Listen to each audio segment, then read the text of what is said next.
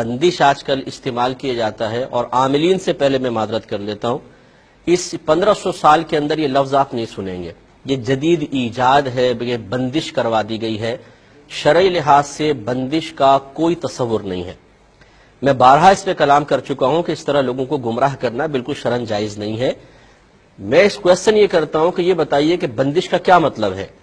اگر آپ کہتے ہیں کہ جی رشتوں میں بندش ہے، اولاد پیدا ہونے میں بندش ہے، نوکری میں بندش ہے، کاروبار میں بندش ہے، کیا آپ یہ کہنا چاہتے ہیں کہ اللہ تبارک و تعالیٰ تو آپ کو کاروبار چلانا چاہتا ہے لیکن اس نے بندش قائم کر دی؟ اللہ تعالیٰ تو اولاد دینا چاہتا ہے لیکن اس نے بندش کر دی. اللہ تعالیٰ تو رشتہ کروانا چاہتا ہے، اس نے بندش کر دی.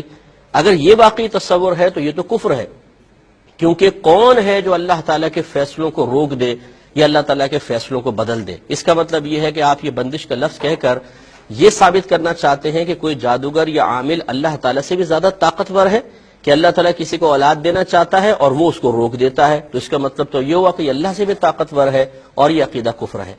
اور اگر آپ کے نزدیک بندش کا یہ تصور ہے کہ اللہ تعالیٰ کسی کو اولاد سے محروم رکھنا چاہتا ہے مثلا 3 سال تک، اور اس نے بھی جادو کروا دیا کہ 3 سال تک اس کی اولاد نہ ہو اور نہیں ہو رہی، یہ بندش ہے، تو پھر اس میں بندش کہنے کی ضرورت ہی کیا ہے؟ یہ تو اللہ کا فیصلہ ہے، اللہ کا حکم ہے. یہ کیوں نہیں کہتے کہ جی یہ کوئی بندش نہیں ہوتی ہے، اللہ کی مرضی سے ہو رہا ہے سب کچھ.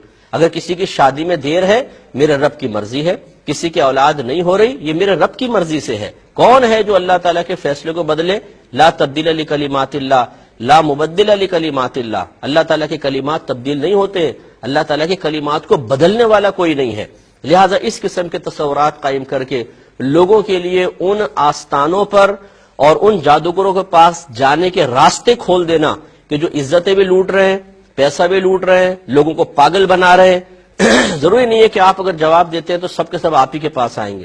لوگ لاکھوں کروڑوں لوگ ہیں جو اس قسم کے پروگرام دیکھنے کے بعد اس قسم کے جعلی لوگوں کے ہاتھوں میں لٹ رہے ہیں مسلسل، اور اس کا ذمہ دار وہ شخص بھی ہے جو مکمل شرعی تعلیم کے بغیر اس طریقے سے جوابات دے تو وہ قابل گریفت ہے.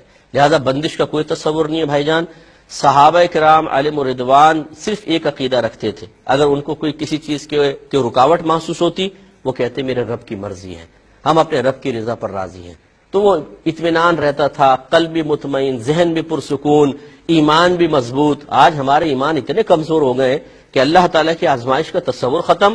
اللہ تعالیٰ سے امیدیں معاذ اللہ منقطع ہوتے ہم نے دیکھی ہیں. عاملوں سے امیدیں لگا بیٹھے کہ یہ عامل کرے گا جو کچھ کرے گا، اولاد یہی دے گا، رشتہ یہی کروائے گا، کاروبار یہی چلوائے گا. بولتے ہیں یار اللہ سے تو دعائیں کر کر کے تھک گئے معاذ اللہ. اب کون ہے جی؟ یہ بابا ہے. ارے بابا، یہ بابا بیچارہ کیا کرے گا بابا؟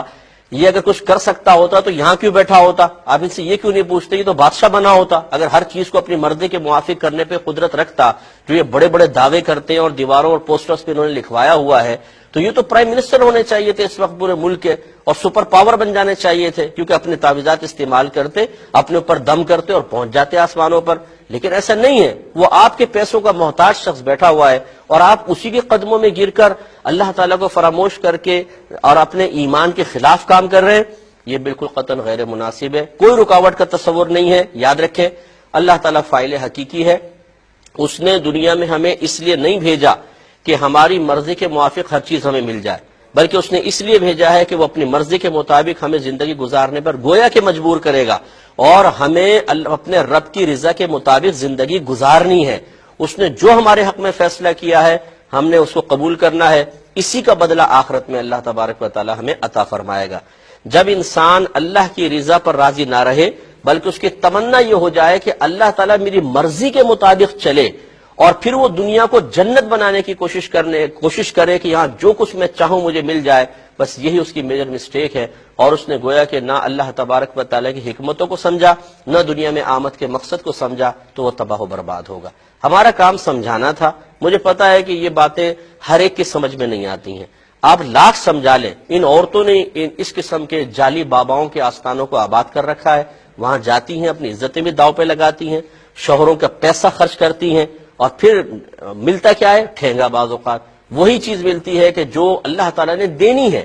تو اس لیے ایمان کو مضبوط رکھیں، اپنے اللہ تعالیٰ سے تعلق مضبوط رکھیں، انشاءاللہ سب کچھ حاصل ہوگا.